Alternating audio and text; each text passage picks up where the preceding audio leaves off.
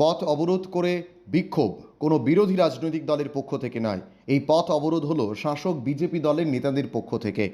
কেন হঠাৎ এই অবরোধ, তাও আবার শাসক বিজেপি দলের পক্ষ থেকে, এই নিয়ে জনমনে চাঞ্চল্য সৃষ্টি হয়েছে। কিন্তু সংবাদ মাধ্যমের প্রতিনিধিরা অবরোধ স্থলে যাওয়ার পর বিলোনিয়া মণ্ডলের দুই নেতা পার্থ চৌধুরী ও বিজন মজুমদার সংবাদ মাধ্যমের প্রতিনিধিদের মুখোমুখি হয়ে অভিযোগ তুললেন, নির্বাচনী সেক্টর অফিসার নাকি নির্বাচনী প্রচার সজ্জা, দলীয় পতাকা সহ ফ্ল্যাক্স খুলে নিয়ে যাচ্ছে এবং ফেলে দিচ্ছেন।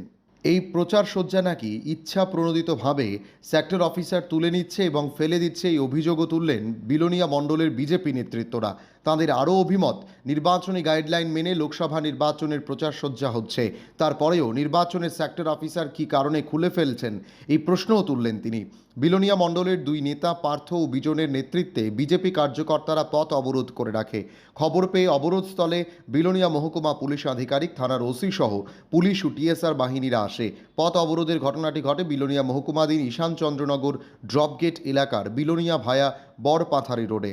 নির্বাচনের প্রাককালে, নির্বাচনের আগেই শাসক বিজেপি দলের পক্ষ থেকে পথ অবরোধের ঘটনাকে কেন্দ্র করে উদ্বেগ সৃষ্টি হয়েছে জনগণের মনে। এইদিকে বিরোধীদের অভিমত, নির্বাচন কমিশনের উপর কি আস্থা নেই বিজেপি দলের? আমাদের বুথ সভাপতি আমাদেরকে ফোন করেছে, ফোন করার সঙ্গে সঙ্গে আমরা ওই স্পটে এসেছি, দেখলাম যে এবং যেই মালিকাধীন এই জায়গাটা, ওই জায়গাটার মধ্যে থেকেই এমনকি ওরা কেবল শুধু নেয়নি, আমাদের কিছু ফ্ল্যাগ ওরা বাইরে ছুঁড়ে ফেলে দিয়েছে। কিন্তু এতে কি হলো, আমরা নির্বাচন যে গাইডলাইন, সেই গাইডলাইন অনুসারে আমরা প্রচার সামগ্রী আমরা লাগাচ্ছি।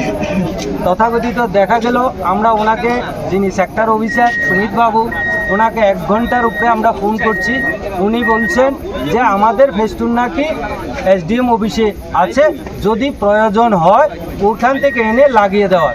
আমাদের প্রশ্ন হলো, আমরাও জানার ব্যাপার আছে যে এই গাইডলাইন্স কোথায় আছে। এইভাবে যে পাবলিক যে মালিকাধীন যে জায়গাটা, সেই জায়গাটা আমরা ওনার কাছে জানতে চাইছিলাম। আমরা যথারীতি এখানে এসেছি, বলেছি সম্মানের সহিত যে আপনি আসুন, আমাদেরকে বুঝিয়ে দেন, বাস আমরা যদি আপনার গাইডলাইন্সে থাকে আমরা তা মেনে দেব। এবং 1 ঘন্টার উপরে এখনও আসছেন না।